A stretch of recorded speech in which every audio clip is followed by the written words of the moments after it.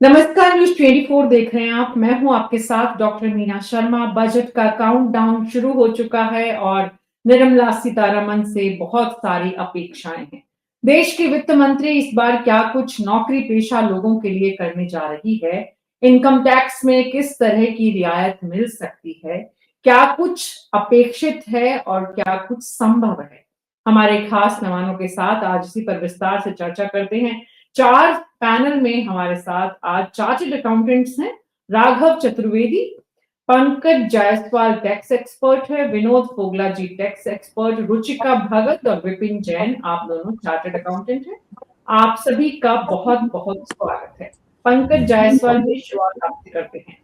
सबसे पहले नौकरी पेशा जो लोग इंतजार कर रहे हैं उनके लिए सबसे जरूरी इस बार के बजट में क्या कुछ वित्त मंत्री को करना चाहिए? हम जरूरत से शुरू करते हैं कि जरूरत क्या है, प्राथमिकता से पहली पहली जरूरत इस देश के नौकरी पेशा लोगों की इस बजट से क्या अपेक्षा है? देखिए, नौकरी पेशा वालों को तो बजट से बहुत ज़्यादा अपेक्षा रहती है, क्योंकि उनको ऐसा कोई बिजनेसमैनों की तरह कोई ऐसे एक्सपेंस का अलाउंस तो मिलता नहीं है। व्हाटएवर उनके जो बैंक में क्रेडिट होता है, अगर आप स्टैंडर्ड डिडक्शन को छोड़ दें तो लगभग लगभग सब टैक्सेबल ही होता है। पिछली बार गवर्नमेंट ने 12 लाख तक टैक्स फ्री तो किया था, लेकिन खाली न्यू रिजीम के लिए किया था, ओल्ड रिजीम वालों के लिए तो नहीं किया था। और बहुत से लोग पहले से ही एटीसी की जो स्कीम है, एलआईसी की स्कीम है, और बहुत सारे जो एटी हाउसिंग लोन है उसका रीपेमेंट है, या सैलरी पेशा वालों को एचआरए मिलता है, तो सेक्शन 10 का जो एग्जम्पशन है वो लेते हुए आ रहे थे। न्यू रिजीम में क्या वो सब आपको फॉरगो करना पड़ेगा। तो बहुत से लोगों को ऐसा बेनिफिट नहीं दिख रहा था। New regime versus tax regime में एक कंफ्यूजन हमेशा बना ही हुआ था। और गवर्नमेंट का ये अप्रोच है कि लोगों को ज्यादा से ज्यादा न्यू रिजीम में जो है शिफ्ट करे। तो अगर गवर्नमेंट न्यू रिजीम में शिफ्ट करना ही चाहती है, तो जो भी बेनिफिट वो ओल्ड रिजीम में दे रही थी उसका कुछ ना कुछ बेनिफिट उसको न्यू टैक्स रिजीम में ट्रांसफर करना चाहिए। और जो स्टैंडर्ड डिडक्शन है 75,000 रुपीज दे रही है, उसको भी उसको बढ़ाना चाहिए, क्योंकि वो बहुत कम डिडक्शन है। और सैलरी वालों को ओवरऑल कम से कम 2 से 3 लाख रुपए का तो छूट ऐसे ही मिलना चाहिए, जो वो भी 75,000 तक रखी हुई है, ताकि 15 लाख तक की जो उनकी सैलरी है कम से कम वहां तक जो है वो टैक्स फ्री हो। अभी भी 12 लाख तक ऐसा नहीं है टैक्स फ्री है, वो एक सेक्शन 87A के थ्रू उन्होंने उसको इनेबल किया है कि 12 लाख तक होगा तो टैक्स आपको नहीं लगेगा। लेकिन 12 लाख से जैसी सैलरी आपकी 12.5 लाख या 13 लाख होती है, तो फिर इस टैक्स छूट के मायने नहीं रह जाते हैं। फिर उनको लगता है कि अरे यार, मेरी सैलरी क्यों बढ़ा रही है कंपनी, उससे उसकी जगह तो मुझे इतना टैक्स आ जा रहा है। तो ये सब कंफ्यूजन मिटे। एक स्ट्रीमलाइन जैसे ओल्ड टैक्स रिजीम था, उसी रिजीम को इसमें मर्ज करते हुए एक यूनिफॉर्म आप प्रोग्रेसिव लिस्ट लेके आए। ऐसा नहीं लगना चाहिए कि इंक्रीमेंट हमारे लिए अभी साफ हो रहा है। और एचआरए का बेनिफिट भी कंटिन्यू करना चाहिए। होम लोन के जो उन्हें काफी सालों से वो 2 लाख रुपए तक के ही ब्याज को कंसीडर करते हैं, जबकि होम लोन का अमाउंट अभी काफी करोड़ों में लोगों के पास होता है। और ईयरली ब्याज आप देखेंगे तो ईयरली ब्याज ही 6-7 लाख रुपए होते हैं, उसमें 5 से 6 लाख रुपए ये छूट एक्सपेक्ट कर रहे हैं। हालांकि गवर्नमेंट ने पिछली बार काफी छूट कर दिया था, तो हमें नहीं लगता कि बहुत ज्यादा है, लेकिन हमारी उम्मीद तो इतनी पे तो है ही है, इतनी उम्मीद हम कर सकते हैं। जी, जी। तो उम्मीद जो मैंने कहा, विनोद फोगला जी आपके पास आई हूँ। जरूरत से शुरू करके हम प्रिविलेज तक की बात करें कि भाई ठीक है, थोड़ी राहत महसूस करे नौकरी पेशा व्यक्ति की, हाँ चलो यहाँ तक तो जो है वो हमें अब रिलीफ है। तो रिलीफ क्या अपेक्षित है इस बजट में नौकरी पेशाओं के द्वारा? नमस्कार मैम, न्यूज 24 के सभी दर्शकों को मेरा नमस्कार and thanks for having me. देखिए मैम, जरूरत की जो आपने बात की, तो लास्ट ईयर हम 10 लाख रुपए तक इनकम टैक्स फ्री मांग रहे थे और सरकार ने दिल खोल के 12 लाख रुपए तक टैक्स फ्री किया। अभी 75,000 रुपए का स्टैंडर्ड डिडक्शन है सैलराइड के लिए, तो मुझे लगता है कि 75,000 से वो स्टैंडर्ड डिडक्शन बढ़ा करके 1 लाख सरकार करेगी, क्योंकि वो शायद इसीलिए 75,000 रुपए रखा है। जो भी कुछ बदलाव होंगे वो नए टैक्स रेजिम में होंगे, पुराने टैक्स रेजिम में नहीं होंगे, मुझे ऐसा लगता है। क्योंकि इनकम टैक्स एक्ट आ रहा है जो कि अप्रैल 2026 से एप्लीकेबल होगा, तो उसमें आम आदमी की जिंदगी को कैसे आसान किया जाए, क्योंकि बहुत सारे क्लोज हटा दिए गए हैं, कम किए गए हैं, मिनिमाइज किए गए। तो ओल्ड टैक्स रेजिम में अभी का भी अगर आप डेटा देखेंगे तो केवल 25% लोगों ने ओल्ड टैक्स रेजिम में आईटीआर फाइल की है, नए टैक्स रेजिम में 75% लोगों ने आईटीआर फाइल की है। दुनिया में ऐसा शायद ही कोई देश होगा हिंदुस्तान के अलावा जहां पर दो तरीके के टैक्स रेजिम एक साथ चलते हो। तो मुझे लगता है कि अभी नहीं तो going forward old tax regime तो हटना ही है। जो डिडक्शन और एजम्पशंस की मेरे फेलो साथी ने भी बात की, तो मुझे लगता है कि वो नहीं आने वाले, इसलिए नहीं आने वाले क्योंकि सरकार के लिए वैलिडिटी उनके लिए सबसे बड़ा कंसर्न है, राइट। और मुझे ऐसे लगता है कि दो तीन चीजों की और जरूरत है। एक, टैक्स हार्वेस्टिंग जो है वो 1.25 लाख रुपए तक का long term capital gain free होता है, तो उसको ऐसा लगता है कि वो बढ़ा करके 1.25 लाख से ज्यादा हो सकता है, 1.5 लाख या 2 लाख हो सकता है, या फिर लॉन्ग टर्म इन्वेस्टर अगर कोई रहे तो उसको कैरी फॉरवर्ड करने का ऑप्शन भी अभी तक दिया जा सकता है। एक और बदलाव मुझे ऐसे लगता है कि जो हाईएस्ट स्लैब है वो 24 लाख से ऊपर शुरू होता है, तो उस स्लैब को थोड़ा सा बढ़ा करके 30 लाख रुपए तक किया जा सकता है।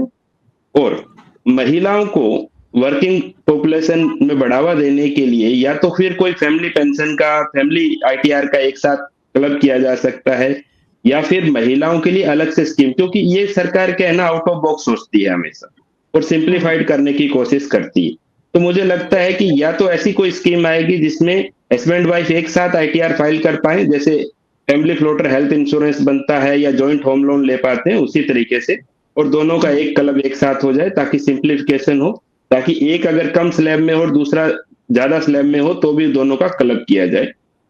ये सारी चीजें मुझे इस तरीके से लग रही है। एक और, मैं पर्सनल फाइनेंस इंडस्ट्री से हूं तो मुझे ऐसे लगता है कि आए दिन हेल्थ इंश्योरेंस के हॉस्पिटल्स के साथ एक मगजमारी रहती है कि मेरा कैशलेस है। कुछ हॉस्पिटल्स ने अभी इन दिनों देखा होगा कि राघव चड्ढा जी ने भी संसद में आवाज उठाई कि ये कैशलेस और इंश्योरेंस कंपनियों के बीच में मनमानी चल रही है। तो मुझे लग रहा है कि हेल्थ इंश्योरेंस कंपनियों का तो रेगुलेटर है आईआरडीए, बट हॉस्पिटल्स का कोई इंडिया में कोई रेगुलेटर नहीं है। तो हो सकता है कि वो रेगुलेटर की डिमांड लंबे समय से चल रही है, तो गवर्नमेंट इस तरीके का कोई रेगुलेटर लेकर के आए। जी, महिलाओं का आपने जिक्र किया है और रुचिका भगत हमारे साथ चार्टर्ड अकाउंटेंट हैं। महिलाएं वैसे ही पैनल में बहुत कम होती हैं, हमें बहुत बुरा भी लगता है। हम चाहते हैं कि महिलाओं का पार्टिसिपेशन हर दिन बढ़े। तो रुचिका जी, आपकी मुस्कुराहट के साथ ही जो बात यहाँ पर विनोद फोगला जी ने की है कि ये सरकार दरअसल आउट ऑफ द बॉक्स सोचती है और कुछ प्रयास भी किए। तो दो इम्पोर्टेंट बातें मुझे उनकी बात से समझ में आई। एक तो ओल्ड रिजीम और न्यू रिजीम का जो ये दो तरह का प्रावधान है, इसको जब दुनिया में कहीं नहीं है तो हिंदुस्तान में कितने दिन सरकार रखेगी इसको, कब तक? क्या इस बजट के माध्यम से ही खत्म करने का प्रावधान प्रयास होगा या थोड़ा और इंतजार करना पड़ेगा? जो फैमिली क्लब, जो आईटीआर फाइल करने की बात जो आ रही है, उस बात का कोई आधार, कोई संकेत, कोई सिग्निफिकेंट मैसेज आपको नजर आ रहा है रुचिका जी? बिल्कुल मीना जी, जैसे हम बात कर रहे थे ओल्ड टैक्स रिजीम और न्यू टैक्स रिजीम की, अगर आपको याद हो जब हमारा न्यू टैक्स रिजीम शुरू हुआ था तो सरकार की मेन इंक्लिनेशन ये थी कि हम न्यू टैक्स रिजीम लेके आएंगे और धीरे धीरे ओल्ड टैक्स रिजीम को हम हटा देंगे।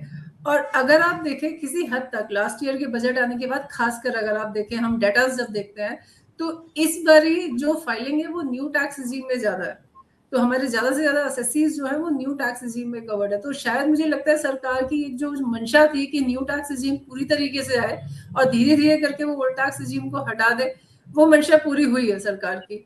अगर मैं पिछले साल की रिटर्न फाइलिंग को देखती हूँ, इनफैक्ट अगर आप इसके साथ साथ और भी देखें, आपने कहा आउट ऑफ द बॉक्स सोचती है, तो हाँ बिल्कुल आउट ऑफ द बॉक्स सोचती है, क्योंकि लास्ट ईयर जो हमारा बजट था वो उसके अंदर इतने ज्यादा मेजर चेंजेस थे टैक्स को लेके, टैक्स रेट्स को लेके, टैक्स स्लैब्स को लेके।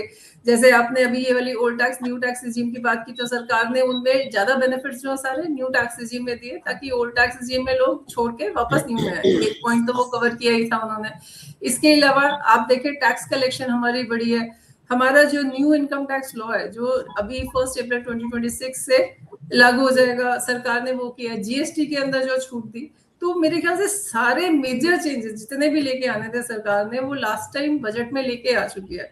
इस टाइम के बजट की अगर हम बात कर रहे हैं तो इस टाइम जो मेन सरकार का फोकस रहेगा वो स्टेबिलिटी रहेगा over the changes, rather than changing the tax law, tax rate change करे, उस पर इतना फोकस नहीं देंगे, वो स्टेबिलिटी के ऊपर फोकस देंगे। उनका मेन शो स्टॉपर जो रहेगा वो ये रहेगा कि अब ट्रांसपेरेंसी लेके जाइए, टैक्स पेयर का एक्सपीरियंस चेंज हो, और इसके साथ एडमिनिस्ट्रेटिवली हमारे जो टैक्स कंप्लायंसेस है वो इजी हो लोगों के लिए। दूसरी बात जो हमने कही फैमिली क्लब करने की, तो फैमिली क्लब एक बहुत अच्छा जरिया है जहां पे हस्बैंड की अगर इनकम ज्यादा है या वाइफ की इनकम ज्यादा है तो दोनों को क्लब करें ताकि एवरेज इनकम के ऊपर वो टैक्स पे करे। मे बी इस बारी सरकार इसके ऊपर कुछ सोच सकती है, बट विशफुल थिंकिंग है। आगे देखते हैं सरकार इसके ऊपर क्या एक्शन लेती है। बट मेजर जो मुझे लगता है चेंजेस आएंगे, वो चेंजेस जो होंगे वो एडमिनिस्ट्रेटिव होंगे। एडमिनिस्ट्रेटिव चेंजेस होंगे, इसका क्या मतलब है मनीष मल्होत्रा जी, और उससे जो सीधा सीधा नौकरी पेशा वर्ग है वो कैसे प्रभावित होगा? देखिए, एडमिनिस्ट्रेटिव चेंजेस अगर हम बात कर रहे हैं तो एडमिनिस्ट्रेटिव, पहले सरकार एक योजना बना ले, प्लान बना ले, एक बिल ले आए, पहले एडमिनिस्ट्रेशन लेवल पे उसको कर ले, शायद मतलब वहाँ से है। नौकरी पेशा और बाकी हम लोगों की अगर बात कर रहे हैं, लेकिन सबसे पहले मैं सबको बसंत पंचमी की, आपका जो पैनल पे देख रहा हूँ, बाकी है पैनलिस्ट है आपके चैनल के सभी दर्शक, उन सभी को बसंत पंचमी की और ज्ञान की बात हम कर रहे हैं चैनल पे, इससे अच्छा क्या होगा। जी, आप सबको बहुत बहुत शुभकामनाएं। हाँ, तो मैं बात कर रहा हूँ नौकरी पेशा वालों की। नौकरी पेशा के लिए जो टैक्स में राहत थी वो मिल चुकी है, उसमें कुछ ज़्यादा उम्मीद नहीं कर रहे। एचआरए वाली एक प्रॉब्लम थी, एक हमारे पैनलिस्ट ने बोला अभी कि एचआरए की एक प्रॉब्लम है, उसे दूर किया जा सकता है क्या? न्यू स्कीम में ऐसा लग नहीं रहा कि उसको लाने की इच्छा सरकार की है। न्यू स्कीम के स्लैब को बढ़ाना और डिडक्शन को हटाना, ये सरकार का मोटिव था कि हम सिंप्लीफाई करेंगे। आपको याद होगी प्रधानमंत्री की स्पीच 4 साल पहले आई थी, उन्होंने कहा था कि हम ऑनरिंग द ऑनेस्ट, ईमानदार को हम सम्मान देंगे, आप ईमानदारी से टैक्स भरिए। सरकार ये चाहती है कि आप टैक्स भरे बिना कंप्लाइंसेस के साथ, इससे डिबेट ना हो, डिस्प्यूट ना हो कि आप रॉन्ग डिडक्शंस क्लेम कर रहे हैं। लास्ट ईयर अभी काफ़ी सारे छापे भी पड़े, रेड हम जैसे कह रहे हैं, किन लोगों पर पड़े जिन्होंने फॉल्स क्लेम किए हैं। तो पर्पस फॉल्स क्लेम्स को कम करना है, एरर्स को दूर करना है। तो सरकार और जो टैक्स पेयर है उसके बीच जो मतभेद आ रहा है, जो डिफरेंसेस हैं, उसको कम करना है। जेन्युइन टैक्स पेयर को गवर्नमेंट लाना चाहती है, इसके लिए उनकी सराहना बनती है। इसीलिए मैं नौकरी पेशा के लिए वो उम्मीद नहीं कर रहा। दूसरा, कारोबारी की अगर हम बात करें, जीएसटी एग्जम्पशन है वो बढ़नी चाहिए। अभी जो सर्विस सेक्टर को 20 लाख है और 40 लाख जो है ट्रेडिंग को है, वो बढ़नी चाहिए, at par with tax audit होना चाहिए। यहाँ पे एक प्रयास किया जा सकता है, मुझे उम्मीद है शायद इस बजट में उसके बारे में कुछ आए। दूसरा, मैन्युफैक्चरिंग की अगर हम बात करें, मैन्युफैक्चरिंग अभी हमें फोकस करना होगा, सिर्फ स्टार्टअप इंडिया पे हम नहीं रह सकते। मैन्युफैक्चरिंग कैसे बढ़े? आप वर्तमान स्थिति देख रहे हैं कि वर्ल्ड का सिनेरियो चेंज हो रहा है, ट्रेड का सिनेरियो चेंज हो रहा है। जितना हम मैन्युफैक्चरिंग तरफ आगे जाएंगे उतना ही हम दूर का सोच पाएंगे। तो ये बजट मुख्य रूप से फोकस होने वाला है इंडस्ट्री के लिए, मैन्युफैक्चरिंग के लिए, ऐसा मुझे लग रहा है आपके ट्रेंड, अभी तक के ट्रेंड के हिसाब से। ये बात हमारी कल भी हुई थी और तब भी आपने इस बात पर बहुत फोकस किया था, लेकिन इंडस्ट्री और तमाम इन बातों के बीच में इम्पोर्टेंट एक बहुत बड़ा वर्ग है नौकरी पेशा का, और वो जब आईटीआर भरता है तो उसके सामने जो चैलेंजेस आते हैं उनको कैसे कम किया जा सकता है और उनमें क्या और ज्यादा सुधार हो सकता है। आज हम पर्टिकुलर इस विषय में बात करने की, समझने की कोशिश एक नौकरी पेशा के लिए करने की कोशिश कर रहे हैं। राघव चतुर्वेदी जी, चैलेंजेस किस किस तरह के इस वक्त है? न्यू रिजीम में अगर 75% आईटीआर भरी गई है, इसका मतलब ये क्लियर है कि सरकार जो चाहती है वो आम आदमी को सूट भी कर रहा है, तो दोनों साथ साथ एक तरफ आगे बढ़ रहे हैं। मैम, मैं पहले बहुत बहुत धन्यवाद, आपने मुझे अवसर दिया यहाँ आने का। सबसे बड़ी बात यह है मैम, इसे इस दृष्टिकोण से देखना कि सरकार जो चाह रही है वही आम आदमी चाह रहा है, या आम आदमी जो चाह रहा है सरकार ने उसी के अनुरूप काम किया है। किसी हद तक सही हो सकता है, लेकिन 100% केसेस में ये नहीं माना जा सकता। जो कारण रहा कि 75% जो आईटीआर्स भरी गई हैं वो न्यू रिजीम में भरी गई हैं, नो डाउट न्यू रिजीम को सरकार लाई भी इसी मंशा से थी कि धीरे धीरे वो जो ओल्ड रिजीम है उसको विड्रॉ कर ले। लेकिन बेहतर होता कि शुरुआती साल 2 साल में एक क्लियरिफिकेशन आ जाता कि भाई अब हम सिर्फ न्यू रिजीम के साथ आगे जा रहे हैं। क्या समस्याएं हो रही हैं ऐसे लोगों के साथ जिन्होंने लंबी प्लानिंग करके, आज से 5 साल पहले तो किसी को ये उम्मीद नहीं थी कि सरकार कोई ऐसा स्टेप लेगी, जहां उनकी 20 साल के कमिटमेंट जो एलआईसी के साथ उन्होंने बांधे हैं, या होम लोन जिन्होंने लिया है इस उम्मीद से कि भाई टैक्स रेट का जो उनको जो फायदा हो रहा है वो ओल्ड रिजीम में इस डिडक्शन से मिलता रहेगा, वो सारी चीजें आज की स्थिति में धरी की धरी रहेंगी।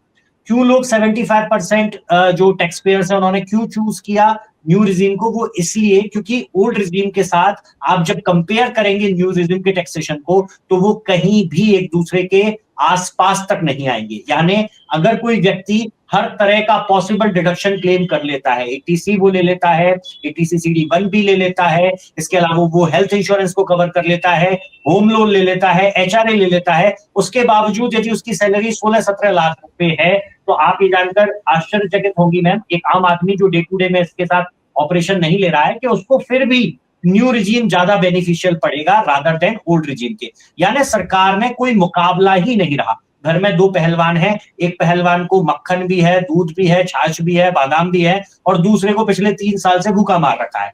वही 2.5 लाख रुपए का बेसिक एग्जम्पशन है, वही 1.5 लाख रुपए की एटीसी है, वही 25,000 रुपए का हेल्थ का है, वही 50,000 रुपए का स्टैंडर्ड डिडक्शन है। तो ऐसे मेरा मानना यह है कि ओल्ड रिजीम को भी यदि आप पूरी तरीके से नहीं हटा रहे हैं तो जो लोग अब 75 के बावजूद 25% ऐसे लोग हैं जो किन्हीं वजहों से ओल्ड रिजीम को चूज कर रहे हैं, तो उनके साथ भी इंसाफ होना चाहिए। कुछ छूट, कुछ फायदे, जैसे HRA के लिए बोला है उसकी रिजीम बढ़ेगी। राघव जी, विपिन जैन जी के साथ आपकी इस बात को आगे बढ़ाती हूँ कि जो 25% है वो इसलिए है क्योंकि उसकी प्लानिंग उस हिसाब से थी, या वो इसलिए है क्योंकि वो अवेयर नहीं है, नहीं या चार्टर्ड अकाउंटेंट्स जो हैं वो भी अडॉप्शन की प्रॉब्लम है कि अडॉप्शन जो है वो धीरे धीरे होता है, मतलब कहाँ प्रॉब्लम कहाँ है? जी मैं आपको बताता हूँ, अडॉप्शन की तो कोई बात नहीं है।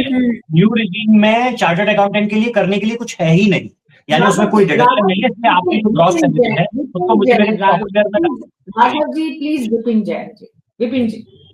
हाँ, मीनू देखिए, ऐसा नहीं है कि अडॉप्शन का इशू है, क्योंकि जो न्यू रिजीम है वो इतनी सिंप्लीफाइड है तो उसको अडॉप्शन करने में किसी को इशू आएगा ही नहीं। और अगर हम बात करते हैं 25% के जो लोग रिटर्न फाइल कर रहे हैं आज भी ओल्ड स्कीम में है, वो इसलिए है क्योंकि वो जो रिटर्न फाइल कर रहे हैं उनकी इनकम समवेयर 5 to 7 या 9 लाख तक है। अगर हम आज भी देखें, हम 9 करोड़ रिटर्न फाइल होती है जिसमें से 2 करोड़ ऐसे हैं जो सिर्फ टैक्स पेयर्स हैं, 7 करोड़ रिटर्न ऐसी फाइल हो रही है जो सिर्फ या तो रिफंड ले रही है या नील इनकम से फाइल हो रही होगी या below the exemption limit file हो रही है। तो जो 25% लोग हैं वो हैं जिनकी इनकम 5 लाख से बढ़ रही होगी और 10 लाख से नीचे होगी। उन केसेस के अंदर न्यू रिजीम में टैक्स लगता है, और अगर उसके बाद डिडक्शन है, जैसे किसी ने हाउसिंग लोन ले लिया है या मेडिक्लेम पे कर रहा है या कोई इन्वेस्टमेंट कर रखी है, वो डिडक्शंस के साथ अगर वो जाता है उसके अंदर तो वो उसको टैक्स कम पड़ता है, इसलिए वो अडॉप्ट कर रहा है। तो adoption is not an issue, वो ऑप्शन है, क्योंकि जिनकी लोअर इनकम है वो लोग न्यू रिजीम को एडवाइस नहीं करते, वो लोग ओल्ड रिजीम में जाते हैं, अपनी डिडक्शंस क्लेम करते हैं और उसके हिसाब से टैक्स जमा करा रहे हैं। तो सिर्फ 5 से 10 लाख लोग की जिनकी इनकम है उन लोगों के लिए ये बेनिफिट है कि वो ओल्ड टैक्स रिजीम में है, डिडक्शंस क्लेम करो, कम टैक्स जमा करो। लेकिन जिनकी उससे ज्यादा इनकम है, इन एनी केस वो लोग न्यू रिजीम में जा रहे हैं और वहां पे टैक्स जमा करा रहे हैं। तो अडॉप्शन कभी भी इशू नहीं है इसके अंदर। जी पंकज जायसवाल जी, मैं आपके पास वापस आ रही हूँ। ये जो फिगर है दरअसल 5-7 लाख रुपए वाला, ये कम नहीं है, ये बहुत बड़ा आंकड़ा है और बहुत बड़ी आबादी है इस देश की जो मतलब इसी पे स्केल में आने वाले दिनों में भी कंटिन्यू रहेगी। ऐसे में पुरानी टैक्स व्यवस्था पूरी तरह से खत्म करने का सरकार का एजेंडा इस बार के बजट में हो सकता है। जैसा विनोद जी ने कहा कि सरकार ऐसा सोच सकती है, लेकिन इसी बजट में करे या आगे करे, धीरे धीरे करे, तो जरूरत क्या है? मतलब अगर फाइनेंशियल वर्ल्ड की हम बात करें तो उसकी जरूरत क्या है? मुझे नहीं लगता है कि ओल्ड टैक्स रिजीम पूरी तरह से खत्म करेगी। अभी एक पैनलिस्ट ने बोला ना, बहुत सारे लोगों ने डिसीजन इस बेस पे लिया था कि भाई हम ये सेविंग कर रहे हैं, ये इंश्योरेंस कर रहे हैं, ये कर रहे हैं, इसमें मुझे टैक्स की छूट मिलेगी। तो ऐसा कुछ मुझे नहीं लगता। वो क्या करेगी, लेस लिक्विडिटी बना देगी ओल्ड टैक्स रिजीम को, और न्यू टैक्स रिजीम को जो मोर लिक्विडिटी बना देगी, लोग जो उसको अडॉप्ट करें। और दूसरी चीज, जो 5 लाख से लेके 7 लाख या 10 लाख है या 12 लाख तक है, उनके लिए न्यू टैक्स रिजीम अच्छा है। अगर आपकी इतनी इनकम है तो आप बिना किसी झंझट के आप जीरो टैक्स से आपका ITR फाइलिंग हो जाएगा। तो जो 12 लाख तक की जिनकी इनकम है ओवरऑल मिला के, वो तो न्यू टैक्स रिजीम में चले जा रहे हैं, क्योंकि वहां तक तो आप 87A के थ्रू आपको जीरो टैक्स मिलता है। जो हायर जिसकी इनकम है और उनको क्या होता है, उनको बहुत सारे बेनिफिट्स चाहिए होते हैं, वो कंपेयर करते हैं उस दोनों। अभी क्या होता है कि हम लोग दोनों तरफ मेहनत करते हैं, कोई भी व्यक्ति जिसका थोड़ा सा इनकम ज्यादा है, सैलरी या नॉन सैलरी, वो कंपेयर करता, दो तरह से कंप्यूटेशन करता है, as per old tax regime, as per new tax regime, सारे बेनिफिट एग्जम्पशन अप्लाई करता है ओल्ड टैक्स रिजीम, फिर वो एक एक्सरसाइज है कि कौन मुझे पड़ता है, जो अच्छा पड़ता है वो उधर जाता है। तो इस एक्सरसाइज से बचने के लिए मैंने वही बोला कि सरकार चाहे तो कुछ ओल्ड टैक्स रिजीम की चीजों को न्यू टैक्स रिजीम में डालकर, अगर जो पहले से लोगों ने अपने इन्वेस्टमेंट किए हैं या वो जिस इस कारण से किए हैं कि मुझे टैक्स बेनिफिट मिला है, वो सारे कम से कम वो बेनिफिट आप जो है न्यू टैक्स रिजीम में डाल के न्यू टैक्स रिजीम ही कंटिन्यू कर दो। स्लैब वाइज जो आपने डाला है काफी अच्छा है, और वो जो लोगों ने इन्वेस्टमेंट किए वो तो नेशन बिल्डिंग में ही काम आता है, इंश्योरेंस का है या कोई लॉन्ग टर्म चीजें हैं, वो सब तो नेशन बिल्डिंग के ही काम आते हैं।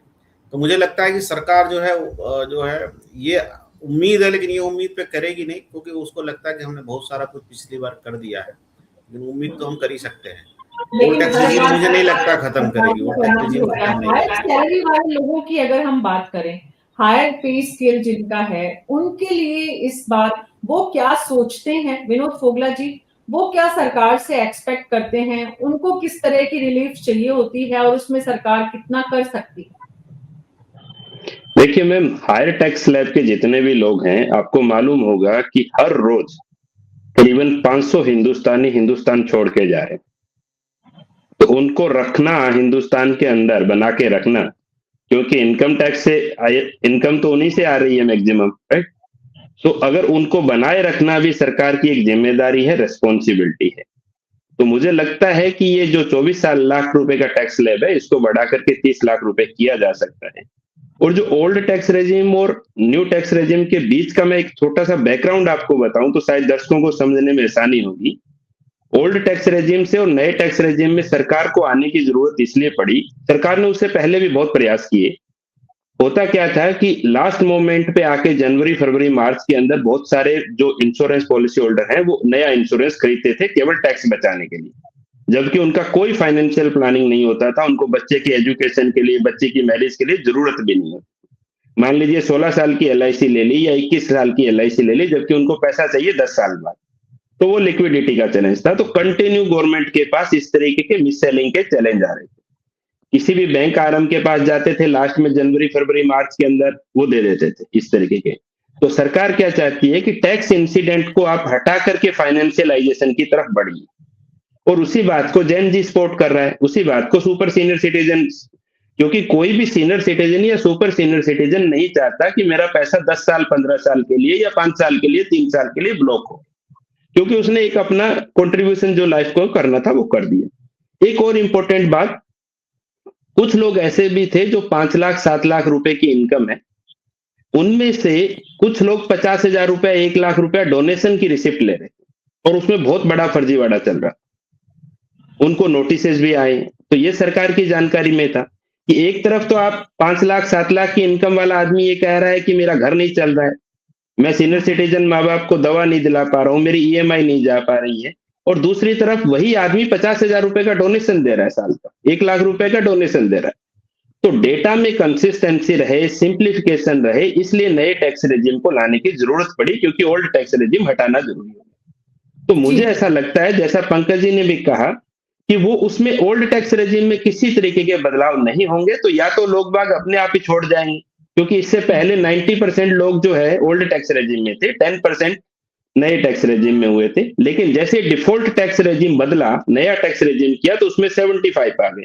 मुझे लगता है अगर नहीं भी हटाएंगे तो भी अगले साल तक 90% तक ले जाएंगे। एक और पहलू है मैम इसमें, एक पहलू इसमें यह है कि हस्बैंड वाइफ अगर दोनों वर्किंग है या एक सर्विस क्लास है दूसरा बिजनेसमैन है, तो आमतौर पर क्या करते हैं, जैसे मेरे पैनलिस्ट हैं जितने भी चार्टर्ड अकाउंटेंट, ये टैक्स की प्लानिंग देते हैं उनको। टैक्स की प्लानिंग कैसे देते हैं कि आप एक इंडिविजुअल के नाम से, वाइफ के नाम से सारे इन्वेस्टमेंट कर लीजिए, वाइफ के नाम से होम लोन ले लीजिए, और बाकी जो इनकम आ रही है वो हस्बैंड के नाम से ले लीजिए। तो हस्बैंड को उन्होंने नए टैक्स रेजिम में रख लिया, वाइफ को ओल्ड टैक्स रेजिम में रख लिया, तो दोनों तरफ से हुआ। तो मेरे हिसाब से ये नजरिया। नहीं, आप चार्टर्ड अकाउंटेंट ऐसी प्लानिंग करते हैं, ऐसा नहीं बोल सकते। अरे मनीष जी बात की भावना समझिए। यहाँ पर मैं लेजिटिमेट तरीके से प्लानिंग की बात कर रहा हूँ, मैं टैक्स इवेजन की बात नहीं कर रहा हूँ। HUF बनाया जाता है तो लेजिटिमेट तरीके से बनाया जाता है। करके बता रहे हैं, चार्टर्ड अकाउंटेंट एडवाइस देता है जो बेस्ट पॉसिबल, उसमें रूल्स है, आपको टैक्स बेनिफिट ओल्ड में है। मैं वही बोला, मैंने मनीष जी वही बोला कि लेजिटिमेट तरीके से आज अगर एचयूएफ बनाते हैं तो टैक्स प्लानिंग का बात है, मैंने टैक्स इवेजन नहीं बोला, लेजिटिमेट तरीके से। हाँ मैं समझता हूँ, बहुत अच्छे से समझता हूँ। मैं यही बोला कि लेजिटिमेट तरीके से टैक्स प्लानिंग करते हैं, मैंने ये नहीं बोला कि टैक्स इवेजन करना सिखाते हैं। मैंने आपकी कम्युनिटी को आगे बढ़ाया है, मैंने आपकी कम्युनिटी को आगे बढ़ाया है मनीष जी। मुझे जो समझ आया मैंने कर दिया, आपने क्लैरिफाई कर दिया विनोद जी, धन्यवाद। हाँ, बिल्कुल। मैं अच्छा इसी जहां से शुरुआत की थी, पर्पस क्या था, लिटिगेशन कम करना। अभी हम बात कर रहे हैं न्यू स्कीम का लाने का पर्पस क्या था, यही था कि आपके पास जो कंप्लाइंसेस हैं, जो आप डिडक्शंस क्लेम कर रहे हैं, फॉल्स डिडक्शन क्लेम कर रहे हैं। मैं अभी आंकड़ा देख रहा हूँ प्रेस रिलीज में, मैंने अभी साथ में खोली हुई है, और इसमें देख रहा हूँ 40,000 टैक्स पेयर जिन्होंने अपनी रिटर्न रिवाइज की थी जब इनकम टैक्स डिपार्टमेंट ने नोटिस भेजा था 14 जुलाई को। लगभग 101 जगह छापे पड़े थे। क्या वो डिडक्शन चार्टर्ड अकाउंटेंट्स ने की थी? वो डिडक्शंस को रोकना ही सरकार का मोटिव है, आपका टैक्स रिवेन्यू बढ़ाना। एक टैक्स पेयर को क्या चाहिए कि वो आराम से सिंप्लीफाई होकर रिटर्न फाइल करे और टैक्स सरकार को दे दे। सरकार क्या चाहती है कि उसके डिपार्टमेंट का जो यूज है वो सही जगह पे हो, बड़े टैक्स एवेडर पे हो, ना कि ये छोटी छोटी रिटर्न क्लेम्स पे हो। तो उसके लिए ही सिंप्लीफिकेशन है। हाँ, थोड़ा सा मैं एग्रेसिव हूँ बिकॉज इजी होता है चार्टर्ड अकाउंटेंट को ब्लेम कर देना। बात से मेरी बाकी मैंने ब्लेम किया ही नहीं है। कर दीजिए विनोद जी, थोड़ा और स्पष्ट कर दीजिए। लेकिन हम मैंने ब्लेम नहीं किया है, मैंने ये कहा, देख मैं आपको बता देता हूँ, मैंने कोई चार्टर्ड अकाउंटेंट को ब्लेम नहीं किया। मैंने ये कहा है कि टैक्स प्लानिंग करते हैं। टैक्स प्लानिंग का मतलब यही होता है कि लेजिटिमेट से आज एचयूएफ बनाते हैं तो टैक्स प्लानिंग नहीं है। आज अगर उनको ये बताते हैं, आज मेरा भी सीए मुझे ये कहता है कि आपको जो है बच्चे की एजुकेशन फीस सारे इन्वेस्टमेंट आपकी वाइफ के अकाउंट से करने हैं और आपको जो है इस अकाउंट से ये करना है, तो that is the tax planning. मैं ये नहीं कह रहा हूं कि टैक्स सीए ने उनको चोरी करना सिखाया, मैं ये नहीं बोल रहा हूं। टैक्स प्लानिंग का मतलब है लेजिटिमेट तरीके से, मैंने वही बोला। और उसी बात पे जी हमारा सबका यहाँ पर जो मकसद है वो आम आदमी को बजट में क्या कुछ मिल सकता है और उन सब में आपकी क्या भूमिका है ये डिस्कस करना है, ना कि किसी को भी डाउन करना या अप करना। और विनोद जी बहुत पुराने पैनलिस्ट हैं हमारे न्यूज़ 24 पर, और वो यहाँ पर जो उन्होंने वापस क्लैरिफाई जिस बात को किया, I am sure Manish ji आप उनकी बात को समझे होंगे। रुचिका भगत जी, मैं आपके पास आ रही हूँ क्योंकि आप भी चार्टर्ड अकाउंटेंट हैं, आपने भी विनोद जी को सुना। जो बात चार्टर्ड अकाउंटेंट्स दरअसल अपने क्लाइंट की जो प्लानिंग करते हैं उसमें ये सब बातें मैटर करती हैं कि कहाँ उन्हें ज्यादा से ज्यादा बेनिफिट दिलाया जाए। इसका मतलब डेफिनेटली ये बिल्कुल नहीं है कि उनको चोरी करना सिखाया जाए। बिल्कुल, देखिए with in the four corners of law जो भी लेजिटिमेट है, जो भी विद इन रीजनेबल है, जो आप हम कर सकते हैं, हम टैक्स प्लानिंग करते हैं। एक बड़ी थिन लाइन ऑफ डिफरेंस है टैक्स इवेजन में और टैक्स प्लानिंग में। बट अगर आप प्रोफेशनल को अप्रोच कर रहे हैं तो ऑब्वियसली प्रोफेशनल आपको हमेशा टैक्स के दायरे के अंदर ही रखेगा, टैक्स के दायरे से बाहर नहीं निकालेगा और आपको वैसे ही गाइड करेगा जिससे आप टैक्स सेविंग भी कर सके और विज़ाविज़ आप इसके अंदर टैक्स के दायरे में भी रहे। तो ये दोनों चीजें एक प्रोफेशनल हमेशा ध्यान रखता है जब भी कोई एडवाइस देता है। जी राघव चतुर्वेदी जी, एक बात विनोद फोगला जी ने कही जो बहुत इंपॉर्टेंट है हमारे देश के लिए, कि एक बड़ी आबादी है इस देश की जो हाई सैलरी वाले लोग हैं वो देश छोड़कर जा रहे हैं। उसमें कितना बड़ा रोल बजट में वित्त मंत्री का बनता है, क्या उनसे अपेक्षित है? मैम, एक व्यक्ति का देश छोड़ के जाने में कई सारे कारण हो सकते हैं। उसे सिर्फ स्पेसिफिकली हम बजट या टैक्स रेट से देखें, वो बजट से तो ऑब्वियसली देखा जा सकता है क्योंकि वो एक बिगर सिनेरियो को कवर करता है, लेकिन टैक्स से ही देखना मेरे ख्याल से उचित नहीं है। कई अपॉर्चुनिटीज हैं देश में, कई अन्य कारणों से ऐसी स्थितियां हैं जहां व्यक्ति अपने आप को खुला महसूस नहीं करता है। और यहीं पे मैं, क्योंकि शायद इसके बाद मौका नहीं मिल पाएगा, मैं कंप्लीट करना चाहूंगा। यहाँ पे बजट जिस तरीके से काम कर सकता है, जैसे और क्यों लोग बाहर जाते हैं कि क्रिप्टो करेंसी या जितनी भी डिजिटल करेंसी है, आज तक इंडिया में उसके लिए कोई क्लियर या एक सहानुभूतिपूर्व जो है गाइडलाइन नहीं है। आज जितने भी पैनलिस्ट हैं उसमें अधिकतर टैक्सेशन के असूल को जानते हैं कि यदि क्रिप्टो करेंसी या किसी करेंसी में हम ट्रेड करते हैं तो उसमें जो भी प्रॉफिट होता है, इर्रेस्पेक्टिव ऑफ लॉसेस, हमें 30% जो है वो पे करना है, उसकी लॉसेस को हम एडजस्ट नहीं कर सकते। तो कई बार देश में ऐसी स्थितियां बन जाती हैं जब आप तो प्रोग्रेसिव सोच वाले होते हैं पर आपके देश की नीतियां उस समय उस प्रोग्रेस को सपोर्ट नहीं करती हैं। तो बहुत से कारण है, क्योंकि मुझे लगता है जो देश छोड़ के जा रहा है वो आदमी ना तो सिर्फ 15 लाख रुपए कमा रहा है, ना सिर्फ 20 लाख रुपए कमा रहा है, वो करोड़ों में कमा रहा है, और उन करोड़ों को अरबों में कैसे बदला जा सकता है उसके लिए जो फ्यूचरिस्टिक अपॉर्चुनिटीज हैं उन्हें ढूंढ रहा है। तो मेरा यहाँ पे एक चीज जो निश्चित तौर से बजट में आनी चाहिए, जो शेयर, क्योंकि 12 लाख रुपए की जितनी भी बात चल रही है ये वो बात है जहां पे आप इनकम अपने 5 हेड से कमा रहे हैं, सैलरी से कमा रहे हैं, बिजनेस एंड प्रोफेशन से कमा रहे हैं। लेकिन यदि आप शेयर मतलब 5 हेड में अदर कैपिटल गेन की जब हम बात करते हैं और उसमें भी शेयर मार्केट की जब हम बात करते हैं तो उसमें जो टैक्सेशन है वो इस 87A की रिबेट में कवर नहीं हो रहे हैं। यानी यदि कोई व्यक्ति शेयर मार्केट से गेन ले रहा है तो उसे आज भी टैक्स देना पड़ रहा है, रिस्पेक्टिव ऑफ द फैक्ट कि उसकी इनकम 12 लाख से कम है, ज्यादा है। 2018 से पहले, विनोद कोगला जी मेरी इस बात को समर्थन करेंगे शायद, कि 2018 से पहले लॉन्ग टर्म कैपिटल गेन्स जो होते थे, 1 साल से ज्यादा यदि कोई व्यक्ति शेयर अपने पास रखता था और बेचता था तो उसको कोई टैक्स नहीं देना पड़ता था।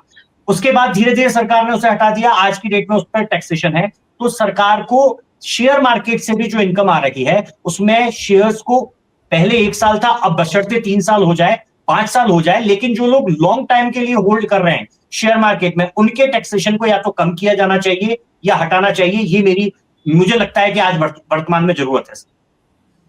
जी, चेतना रुचिका भगत जी।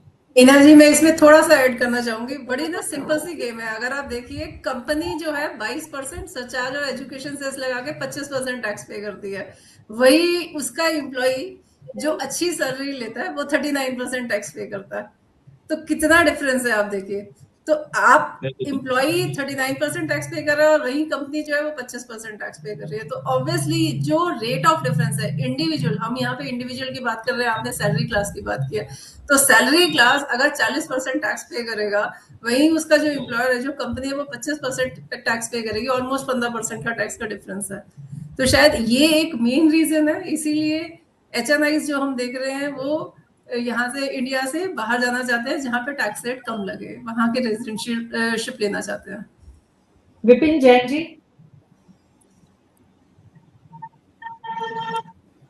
हाँ जी मैम। विपिन जी, सरकार को इस बजट में इन लोगों के लिए क्या कुछ करना चाहिए, और अभी तक की जो बजट की तैयारियां हैं उसमें क्या कोई संकेत, क्या कोई इस तरह की बजट से प्री जो मीटिंग होती है उनमें भी बहुत सारी बातें निकलकर आती है, कम से कम सजेशन दिए जाते हैं, कितने लिए जाएंगे, कितने शामिल किए जाएंगे, ये नई अलग बात है। देखिए, अगर मैं बात करूं, सजेशंस तो सभी लोग देते हैं, और जितनी हमारी ऑर्गेनाइजेशंस हैं, जितने हमारे चैम्बर्स हैं, सभी लोग सजेशंस देते हैं। और उसमें सैलरी क्लास के लिए सबसे बेस्ट यही रहता होता है कि आप स्टैंडर्ड डिडक्शन बढ़ा दो, क्योंकि अब हमें मालूम है कि कोई डिडक्शंस तो बढ़ने वाली है नहीं 80 ओल्ड टैक्स रिजीम के अंदर। तो न्यू टैक्स रिजीम में वो बोलते हैं स्टैंडर्ड डिडक्शन बढ़ेगी। और एक सबसे बड़ा जो लोग चाहते हैं, जो सैलरी क्लास चाहता है, वो चाहता है कि जो इंटरेस्ट ऑन हाउसिंग प्रॉपर्टी है, जो पहले रिड्यूस हो जाता था सैलरी इनकम में से, अब वो न्यू टैक्स रिजीम में रिड्यूस नहीं हो रहा है, वो डिडक्ट नहीं हो रहा है। तो वो उसके डिडक्शन दोबारा चाहते हैं कि आप न्यू टैक्स रिजीम रखिए, 80D मत दीजिए, 80C मत दीजिए, लेकिन एटलीस्ट जो हाउसिंग लोन के ऊपर इंटरेस्ट जा रहा है वो दे दीजिए।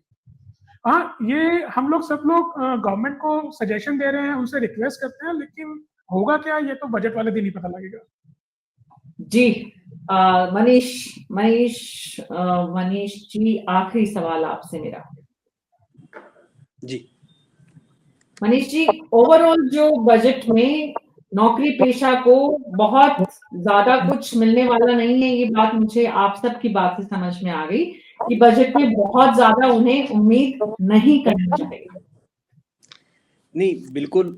देखिए, नौकरी पेशा के पास एक ही ऑप्शन है, इन्वेस्ट करता है, वो आजकल म्यूचुअल फंड और शेयर मार्केट में। राघव जी की बात से बिल्कुल एग्री करता हूँ कि LTCG हमारे ऊपर ज़्यादा है। दूसरा, शॉर्ट टर्म गेन की बात मैंने कल भी की थी, आज भी कर रहा हूँ कि शॉर्ट टर्म कैपिटल गेन अगर होता है मुझे न्यू स्कीम में, तो मैं उसका एग्जम्पशन बेनिफिट नहीं ले पाता, मुझे टैक्स देना ही देखना है। तो ये बेनिफिट उसको मिलना चाहिए। अगर एक सैलरीड क्लास है, अपनी सेविंग को पहले वो टैक्स पे करके आया, उसी सेविंग को शेयर मार्केट में लगा रहा है, STT पेड कर रहा है, फिर STT पे अगर उसको शॉर्ट टर्म गेन हो रहा है तो कोई एग्जम्पशन नहीं मिल रही। एग्जम्पशन अगर लॉन्ग टर्म में जा रहा है तो वहाँ पे टैक्स रेट इतने ज़्यादा हैं, दो STCG भी पे कर रहा है और LTCG भी पे कर रहा है, एक ही इनकम पे 2 बार टैक्स दे रहा है वो। तो वहाँ अगर रियायत मिल सके तो शेयर मार्केट के लिए भी अच्छा होगा। राघव जी इस पे अगर ऐड करना चाहें कुछ तो वो कर सकते हैं। मेरा मानना ये है कि उस पे थोड़ी सी स्टेबिलिटी, मैं सिर्फ इसमें ऐड ये करूंगा कि सरकार भी चाहती है कि बहुत वॉलेटाइल मार्केट ना रहे, और वॉलेटिलिटी बहुत हद तक रुक जाएगी जब लंबे समय तक, आज सपोज मैं 10 साल के प्रीव्यू में मेरे पास कोई शेयर है और मुझे पता है कि इसके बाद मुझ पर टैक्स नहीं लगेगा, तो मैं उसे लंबे समय तक होल्ड करूंगा, और जब मैं उसे होल्ड करूंगा तो शेयर मार्केट स्टेबली जो है वो बिहेव करेगा, तो सरकार के लिए भी अच्छा है। शेयर मार्केट सबसे ज्यादा रिएक्ट करता है बजट के दिन। फोगला जी, बहुत संक्षेप में आखिरी टिप्पणी आपकी।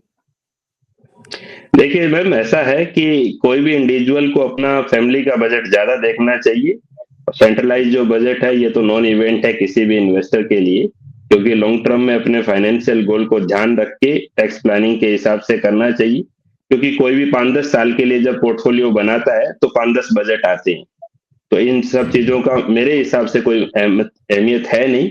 सेलेराइट के लिए जैसा मैंने कहा कि डिडक्शन, स्टैंडर्ड डिडक्शन 75,000 से बढ़ के मेरे हिसाब से 1 लाख हो। जी, बहुत बहुत शुक्रिया आप सबका इस चर्चा में शामिल होने के लिए। कुल मिलाकर जो बात आप सब लोगों से मिलकर समझ में आ रही है, चर्चा के बाद समझ में आ रही है, वो ये है कि सैलरीड पर्सन, खास करके जो लो स्केल वाले हैं, 5 लाख, 7 लाख, 12 लाख तक की, 15 लाख तक की सैलरी वाले, उनके लिए इस बजट में बहुत कुछ जो है नहीं बदलाव होने जा रहे हैं। और जो new pensions, new tax scheme है, उसी को कैसे आगे बढ़ाया जाए, उसी को और ज्यादा कैसे प्रमोट किया जाए, ये सरकार का एजेंडा इस बजट में होगा, ये रिफ्लेक्ट होगा बजट से। देखते हैं वित्त मंत्री निर्मला सीतारमण क्या कुछ लेकर आती है। हमारी कोशिश रहती है कि हम आम आदमी के लिहाज से उन मुद्दों पर चर्चा करें जो उनके लिए बेनिफिशियल हो, बेनिफिट दे उन्हें। अभी न्यूज़ 24 पर मेरे साथ इतना ही। नमस्कार।